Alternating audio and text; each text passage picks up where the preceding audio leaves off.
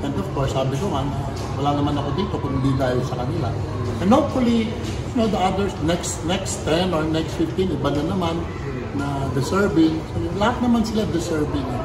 So, marami pa naman yung dadating ng mga greatest PBA players. Also, the time will come. Time will come.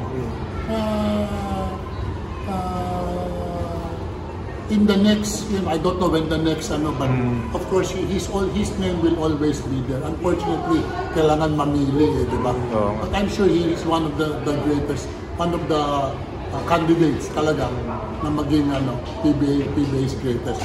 60, 70, 100. Nandyan palagi si All-Star. Matatanda na sila from the group. Unti-unti, they will all be there because all of these champion teams, sigurado may magiging part sila dyan ng mga champion team. That's why they are champion teams, because they are champion players.